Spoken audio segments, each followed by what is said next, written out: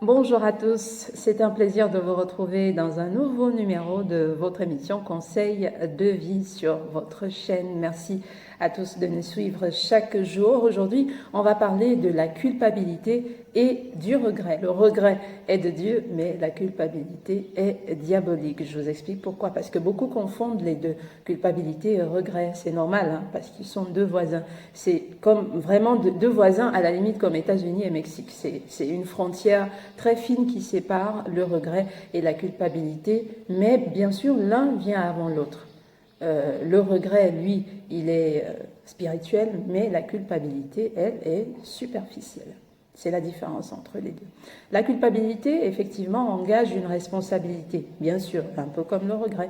On se sent responsable d'avoir commis une erreur, mais seulement la culpabilité, et elle est d'ailleurs très souvent hypocrite. Je m'explique. La culpabilité peut être déclarée pour quelqu'un donc qui a commis une erreur, mais la personne elle-même ne ressent aucun regret. Vous voyez, c'est pour ça que je vous disais, l'un vient avant l'autre.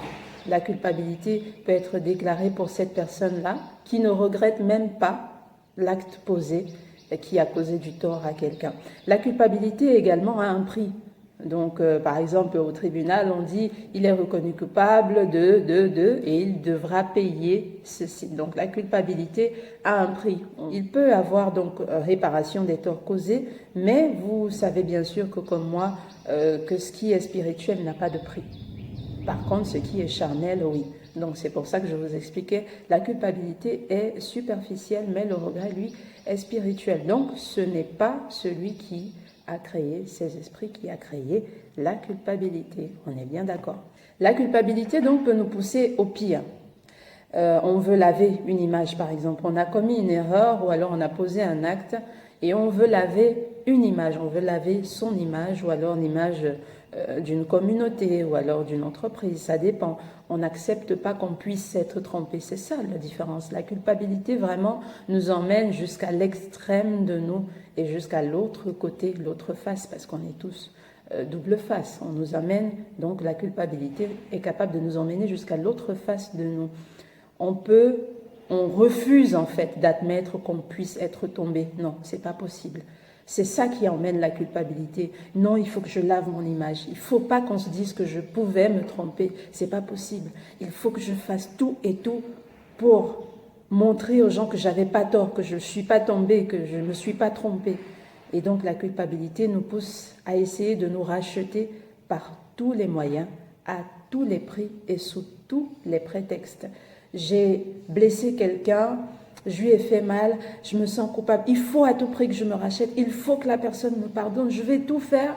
Et après, on oublie le véritable élément, le regret. On oublie d'abord de regretter, on oublie de se regarder soi, on pense seulement à autrui et après on tombe même dans du harcèlement parfois, juste pour laver son image. C'est ce que fait de nous la culpabilité. On développe ainsi un égoïsme ajouté au mensonge et à notre propre destruction. Parce qu'en fait, la culpabilité nous empêche de nous regarder tels que nous sommes. Parce qu'on veut à tout prix convaincre l'autre qu'on n'est pas ce que la personne a de nous comme image. Et donc, on s'oublie soi-même et on se détruit en fait. Le regret, ça vaut mieux. Parce que le regret, comme je vous le disais, c'est plus spirituel. C'est bien d'avoir du regret pour les mauvais actes posés, pour les erreurs commises, pour les torts causés, pour le mal fait, pour la faute commise, pour l'erreur, le mensonge dit. C'est bon de regretter, parce que le regret, lui, il est profond. Il engage votre être tout entier. C'est d'abord vous, ça commence par vous. Je regrette au fond de moi d'avoir fait ceci. Je prends conscience que je n'ai pas été une bonne personne, que je n'ai pas dit la vérité, que je me suis pas comportée comme il fallait. C'est une prise de conscience profonde et sincère du mal fait à autrui. Le regret n'a pas besoin de pardon.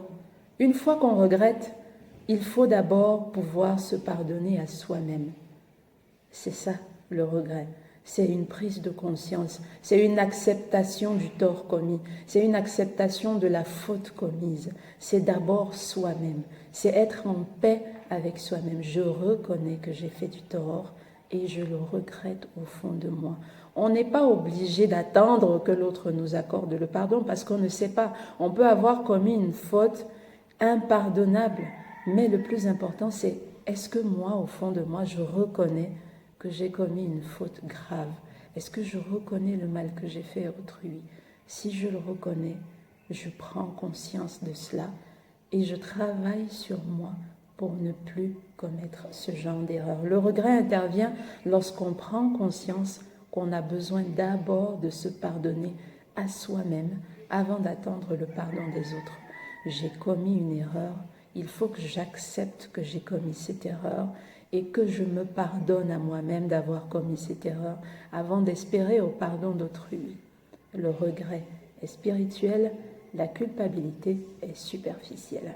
Merci à tous de nous avoir suivis une fois de plus dans votre émission Conseil de vie. On se dit à très vite avec un nouveau conseil. Bonne journée à tous.